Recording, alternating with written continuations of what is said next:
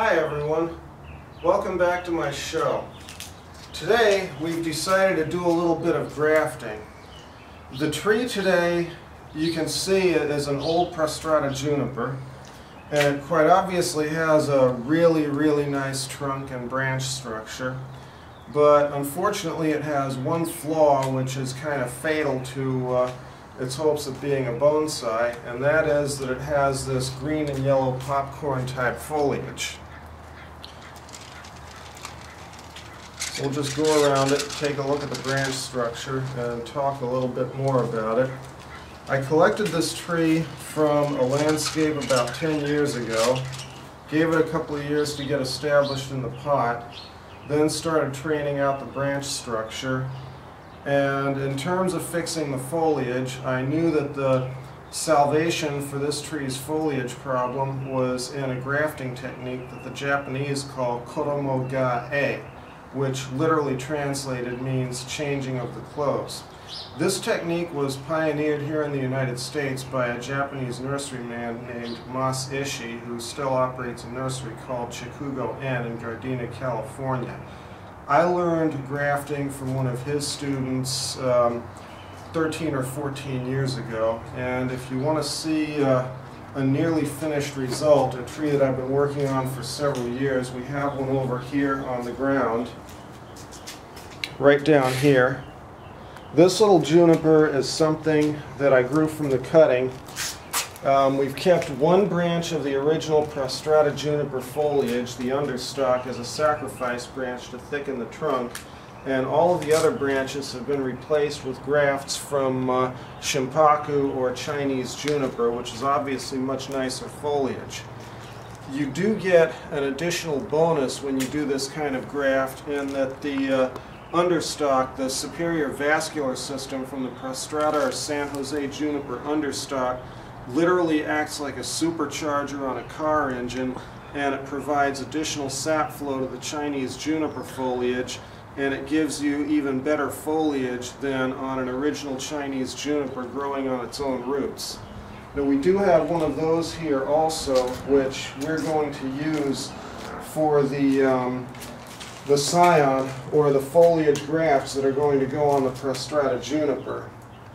And this is an old Chinese juniper that I've had for 13 or 14 or 15 years, and I've just been growing it, and I've kept it in my backyard as a source of foliage for grafting.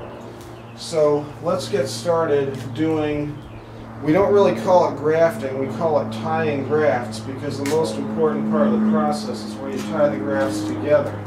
Now if you come back here, you can see I've already done a couple of fresh grafts here today on this front branch on the tree, and then we have some old grafts that have been on here for several years. There are two here up near the top, and there are two more down here on the back branch.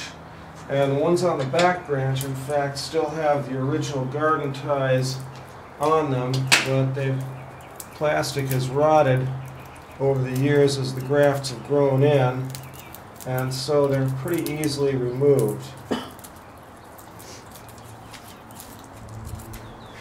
So let's get started on doing a graft here. What we do is we typically select a side branch that we want to graft onto, like this end of the first branch, or excuse me, this is actually the second branch on the tree.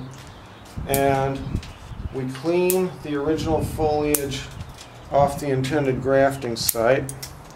Then we go to our tree that we're using for scions, and we select a donor branch of similar thickness to the one that we're going to graft. And in this particular case, I'm looking around. Eventually I want to make a bonsai out of this tree too, so I don't want to get too crazy in terms of what I'm cutting off of it. But what I can do is go back to here on this branch, take this piece, and we'll actually make several grafts out of this. This lower part is a little too thick here, so we're going to come a little farther up here, and we're going to cut into this again, and then we'll strip foliage off the intended grafting site. Now I generally like to do grafts just a tiny bit thinner than this, The other thing is we don't want a lot of foliage on the scion either. We want just enough foliage for the graft to take. And see, now we've got a pretty fair matchup here in terms of thickness. So what we'll do is we'll prepare the scion by carving the bark and carving down to a wedge shape on the end of the stem.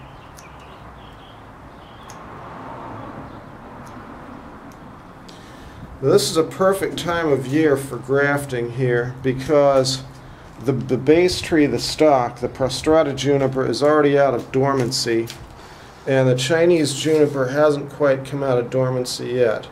Now what I'm doing now is I'm carving into the understock, and I'm looking to get the fit with the graft. And this needs to be just a little bit shorter here, so we'll trim it down. And take your time when you're doing this, because if you don't get a really good fit, then the graft won't take. Now you'll notice I'm using a hobby knife for this. The Japanese do make grafting knives, and they are wonderful, but they are also very expensive, as in several $100s expensive. So I don't use grafting knives yet. I use hobby knives or utility knives, and they work perfectly well.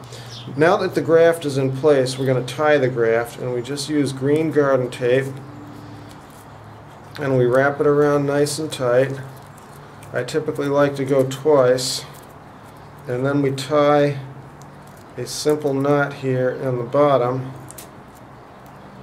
and I'll try to keep my hands out of the way so you can see this.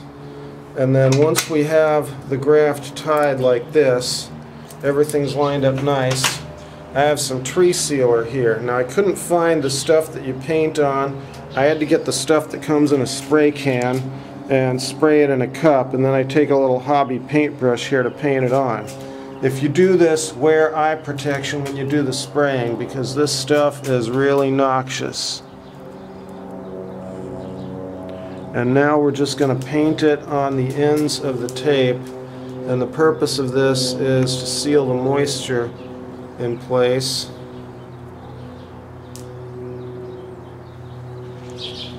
And that is a completed graft on this tree.